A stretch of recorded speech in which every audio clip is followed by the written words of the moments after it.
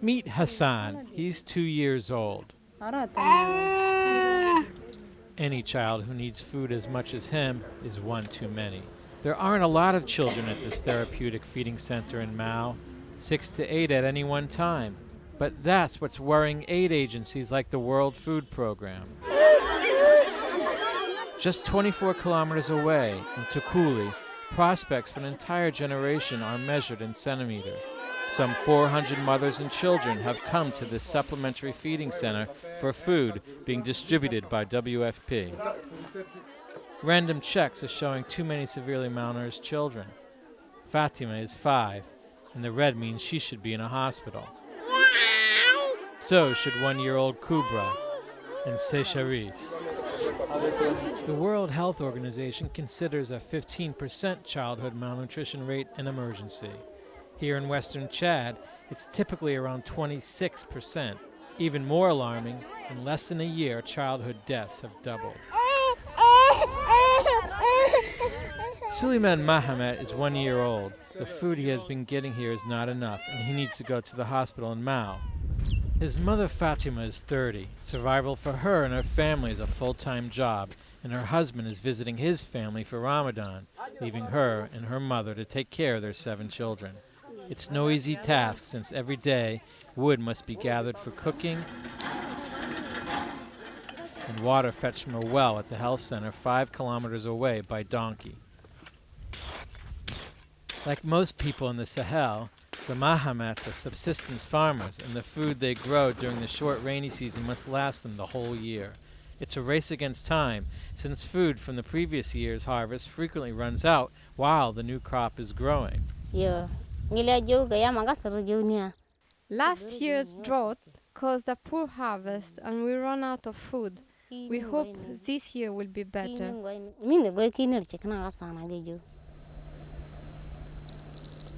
It's the lean season here in the Sahel, but you'd never know it from these lush fields.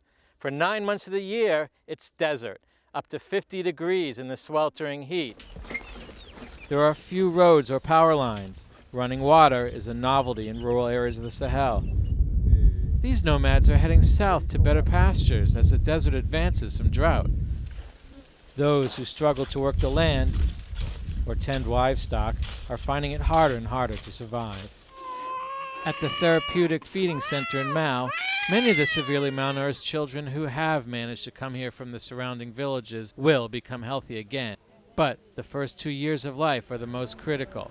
They may never fully recover physically and mentally. The food Souleyman will receive here can save his life, and since these pictures were taken, he has already shown improvement. But the window of opportunity is small. It's critical that mothers like Fatime bring their malnourished babies here for help. Women come from up to 40 kilometers away and must stay here with their babies for several weeks. WFP encourages mothers to come by feeding them too, while their babies are at the center. Even charging your cell phone is a challenge here. As the people of the Sahel peer hopefully into the 21st century, the challenges to those living on the edge become greater and greater. For Hungry Planet, I'm Jonathan Dumont.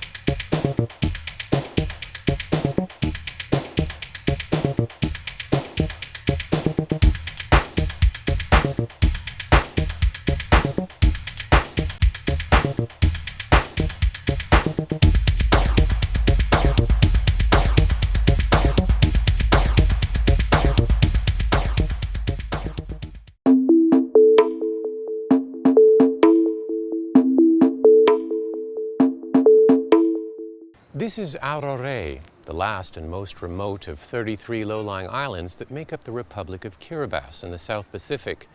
Scientists say that in the next 30 to 50 years, islands like this one will be underwater due to rising sea levels caused by global climate change. So what are people doing here now to prepare for a day when their country no longer exists? Bob Sorum is building a seawall to protect his house. While most of his neighbors have moved inland, he's determined to stay put. But for how long? One conservative estimate from the University of Colorado predicts that global temperature changes will cause sea levels to rise as much as 2 meters by the end of this century.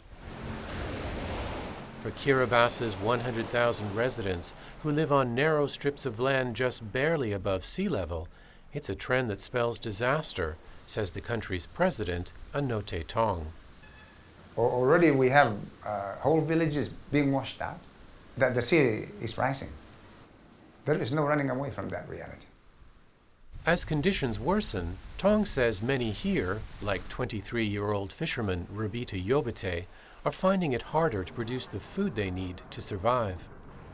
It's getting hotter, which is affecting the food we grow. Before, our coconuts were big, but now they're as small as our fists.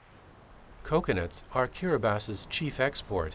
As they shrink in size and number, poverty is growing. Despite these pressures, Tong resists the idea of moving people off the islands en masse. Having lost our homeland, having lost our cultural identity, I don't think we want to lose our dignity. In what little time they have left, Tong plans to develop some of the islands and give his people the means to leave on their own accord. The idea is to encourage the development of the islands. We just need to be able to provide them with the opportunity, the skill, and whatever equipment they need. But convincing development organizations to invest in a country that won't be around in 50 years is not easy. For the first time, the UN agency specializing in agricultural development, IFAD, sends a team to assess the situation on Kiribasa's most remote southern island, Arore. We would like to understand some of the challenges that you face with the environment. There has been a lot of damage to trees. Wells are salty. There is erosion along the coastline. The president of the country is saying that the whole survival of the islands over the next 50 years is in question. A challenge that we face is what happens in the course of this 50 years. The IFAD team helps islanders develop a plan, one that tackles some of their most immediate problems, like the intrusion of seawater, but also breaks new ground for those living on the front lines of climate change. This agricultural research center has been set up to help islanders produce food locally. The aim is to identify food crop varieties able to tolerate rising temperatures and grow in salty water. It's Tong's goal to turn islands like Arore into centers for food production, growing crops that could help feed populations in places where the impact of climate change is advancing much more quickly. But these are just temporary measures. Tong says the real challenge is to make those countries contributing to climate change take responsibility for its effects. This represents the single biggest moral challenge to humankind. And if it doesn't respond to this, then there is no credibility to anything. For Hungry Planet, I'm James here.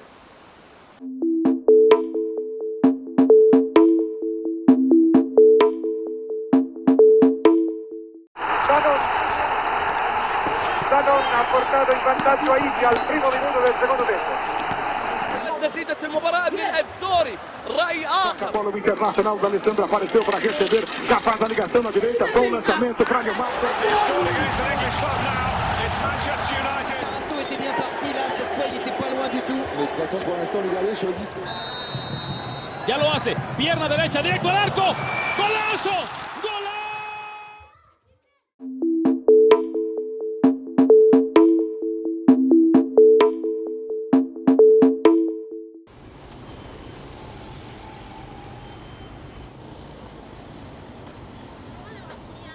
The food situation is of grave concern in parts of the Sahel, with more than 10 million people at risk of hunger.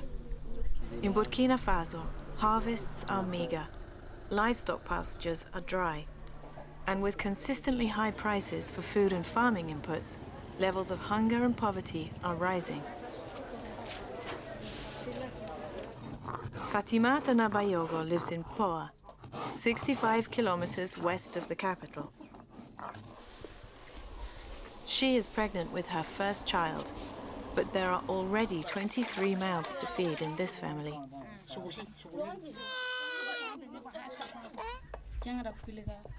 I get the water. I collect wood from the bush. And I mill the millet to make porridge. After the morning meal, that's it. There's nothing else until the next day.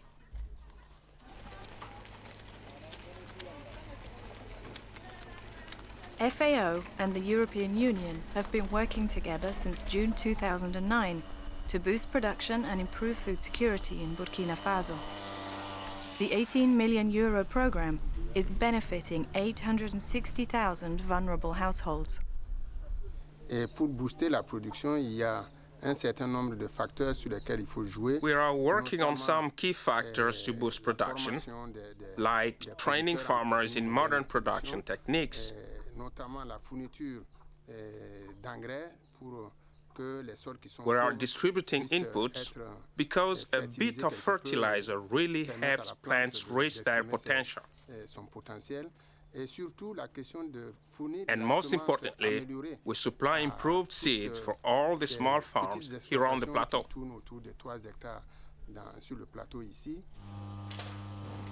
The primary long-term aim is to create a sustainable system of multiplication and certification of good quality, locally adapted seeds. But the project also includes work on capacity building, institutional and technical support, research and training, as well as efforts to build up local infrastructure. For some, the current crisis might even turn into an opportunity. Seed producers in irrigated areas are now able to improve their revenues and contribute to improved food security around the country. Des zones à forte capacité comme ça vont pouvoir compenser justement. Areas like this, with high production levels, can compensate for the next season in vulnerable provinces which don't produce as much, which lack seeds and which are facing food insecurity.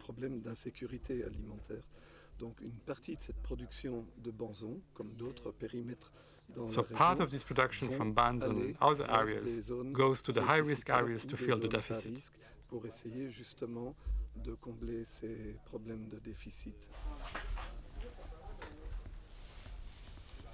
Distributions of improved seed for the next planting season will give 100,000 vulnerable households the chance of a better harvest. This is Boudicca Downs for Hungry Planet.